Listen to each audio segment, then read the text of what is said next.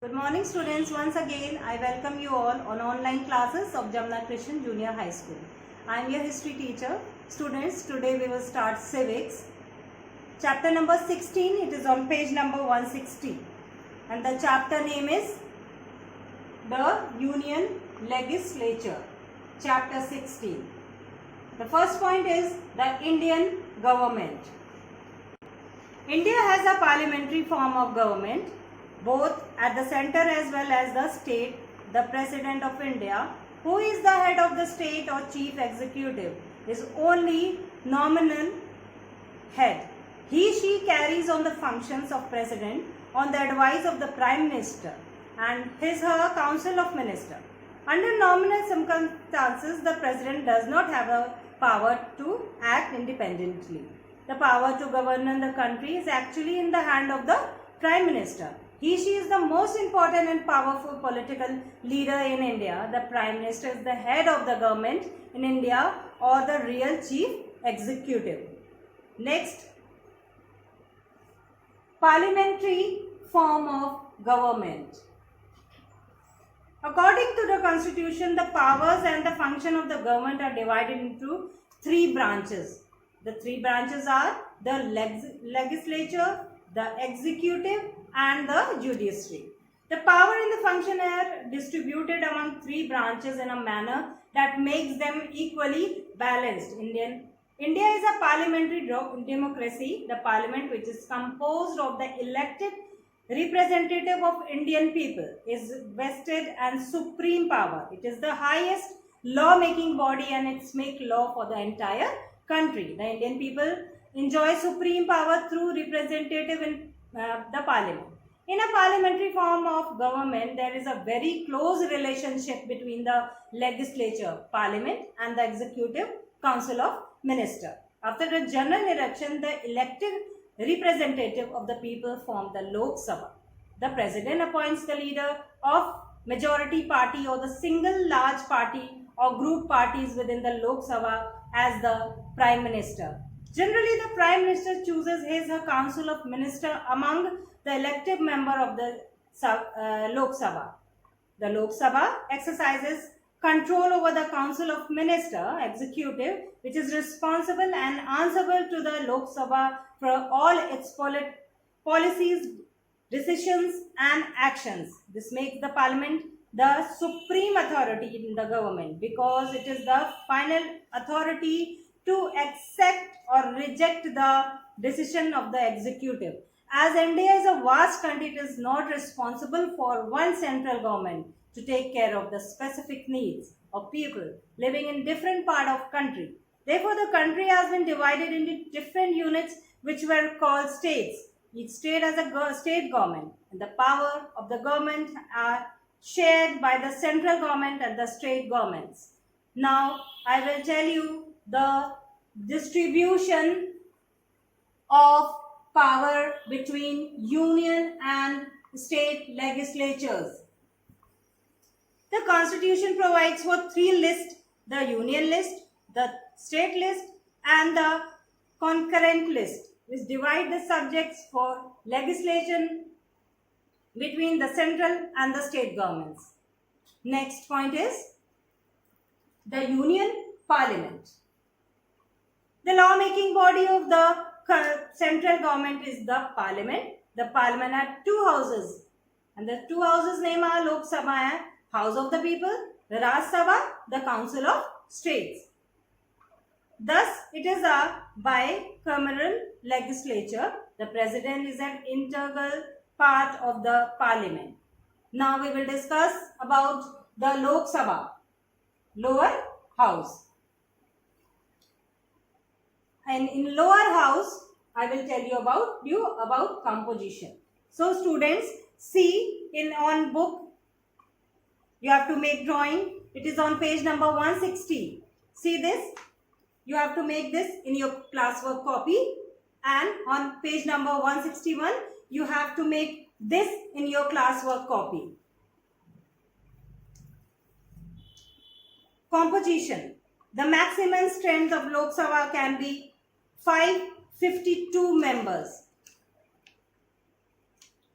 a maximum of 130 members can be elected directly by the people of India from different territorial. A maximum of 20 members can be elected from the union territories. The president can nominate 2 members from the Anglo-Indian community. The 17th Lok Sabha consists of 545 members. Now I will tell you basic qualifications of the members of the Lok Sabha. Member should be a citizen of India, should be at least 25 years of age, should be a registered voter. Now I will tell you about the voting by secret ballot. The Indian Constitution provides for election by secret ballot. For the purpose of election, the country is divided into a number of electoral constituencies. The people in each constituency elect one candidate of their choice through the system of secret ballot. The voter's choice is not revealed publicly. Now the next point is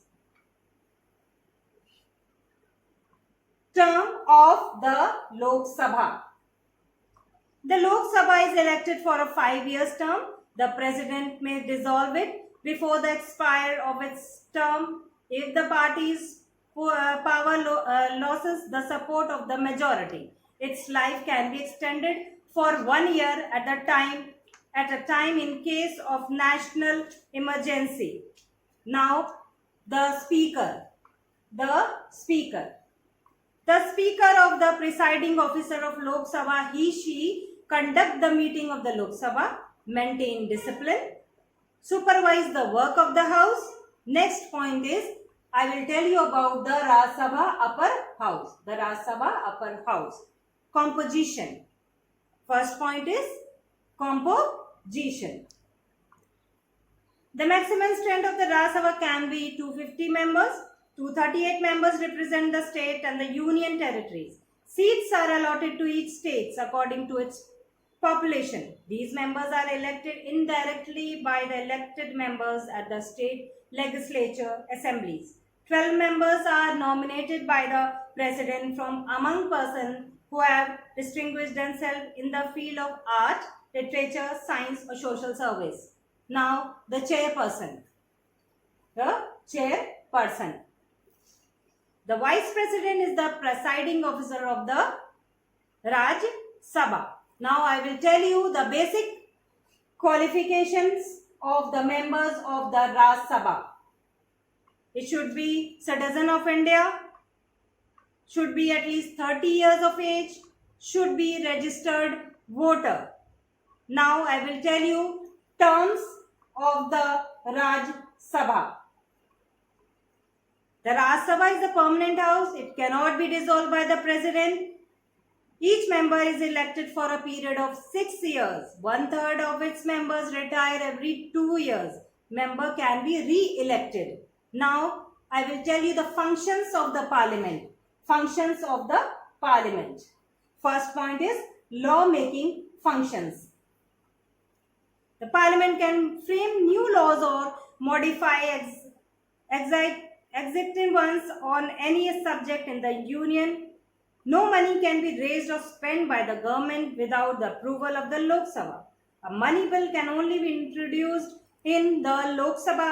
In some cases, the parliament can also pass law or subject under the state list.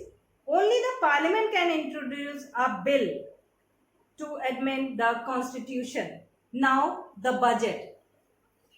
The budget. The budget is an estimate for the annual income and expenditure of the government of India.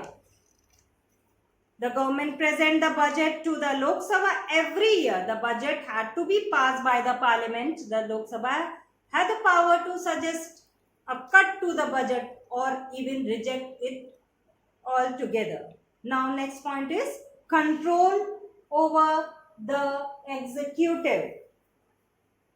The parliament keeps a watch over the government. The council minister is directly responsible and answerable to the Lok Sabha for its policies and actions. The Council of Ministers had to resign immediately if a voter of no confidence is passed against it by the Lok Sabha. The member of the parliament can discuss government policies and question the ministers. They can be exercise a check on the working of the government. The parliament can move an adjournment motion to discuss and focus on any matter of public importance which requires immediate and urgent attention for the government. For instance, natural disasters such as earthquake and unforeseen situations such as police firing or terrorist attacks, etc. Now the next is judicial functions. The parliament can impeach or remove the president, the vice president and judges of the Supreme Court and High Court if any of them violate the constitution or misuse their authority. Next is elective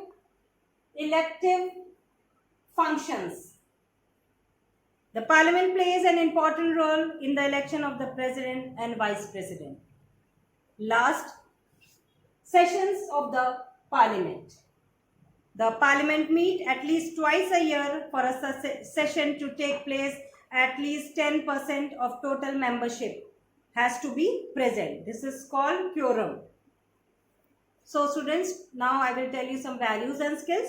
We must understand the great power and responsibility vested in us by the Constitution to actively participate in the formation of the functioning of a government. We must vote judiciously and in an honest manner. We should make informed choice about our leaders and not be influenced by anyone. Students, on page number 165, write down important words in your classwork copy and your syllabus also, civics syllabus also. Write down on first page your civics syllabus and important words. It is on page number 65 and on page number 166, match the column.